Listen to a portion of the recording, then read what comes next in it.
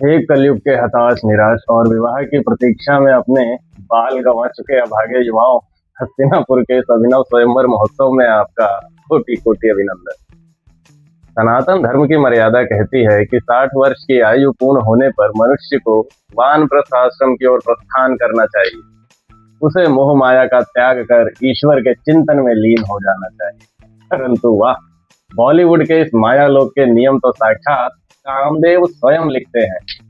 हमारे मायालोक के एक नट सम्राट आमिर खान महोदय ने 61 वर्ष की आयु में गौरी स्प्रिट नामक एक कन्या के संग नवीन गृहस्थ आश्रम की नींव रख दी है। जिस आयु में एक साधारण मनुष्य अपना ब्लड प्रेशर और शुगर नापता फिरता है, जिस आयु में वह पोते पोतियों को रामायण की कथा सुनाता है, उस आयु में हमारे नट सम्राट विवाह की वेदी पर अग्नि के फेरे ले रहे हैं। धन्य है यह कलयुग। और दूसरी ओर तुम, हे 30 और 35 वर्ष के कुंवारे योद्धाओं, तुम जो दिन रात पंचांग लेकर पंडितों की चौखट पर माथा रगड़ रहे हो, तुम जो मंगल दोष और शनि की 7.5 के निवारण हेतु ना जाने कितने व्रत और अनुष्ठान कर रहे हो, केवल इसलिए कि तुम्हें भी कोई जीवन संगिनी मिल जाए। परंतु तुम्हारे भाग्य में क्या है? तुम्हारे भाग्य में है केवल बेरोजगारी, ईएमआई का चक्रव्यूह और सोशल मीडिया पर दूसरों के विवाह की तस्वीरें देखकर आहें भरना। यहाँ आम नागरिक एक बार भी खाता नहीं खोल पा रहा है, और वहाँ माया लोक के कुबेरों के यहाँ विवाह का अक्षय पात्र खुला है।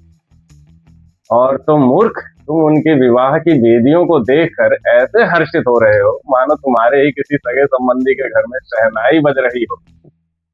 स्मरण रखना है दरिद्र प्रजाजनों, इस कलयुग में रूप, यौवन और प्रेम ये सब केवल धन की दासियां हैं।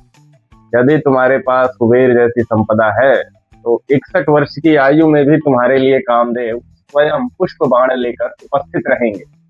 और यदि तुम्हारी जेबें खाली हैं, रिक्त हैं, यदि तुम मात्र एक संघर्षरत मजदूर हो, तो तुम 25 की आयु में भी 60 वर्ष के वृद्ध के समान ही अदृश्य और अवांछित हो।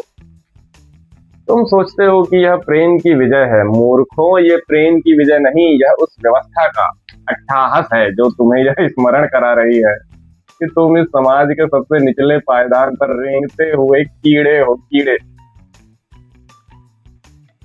इसीलिए हे सिंगल रहने का श्राप भोग रहे वैचारिक दासों, व्यर्थ में दूसरों के विवाह के उत्सवों पर अपनी बत्तीसी दिखाना बंद करो। बेगानी शादी में अब्दुल्ला दीवाना मत बनो। जाओ, जाकर अपने बैंक का ऋण चुकाओ और अपने एकांत कक्ष में बैठकर अपने भाग्य पर विलाप करो, क्योंकि तुम्हारे नसीब में किसी का स्वयंवर रचना नहीं, बल्कि दूसरों की बारात में बैंड बाजे के आगे पीछे नाचते हुए अपना पसीना बहाना ही लिखा है।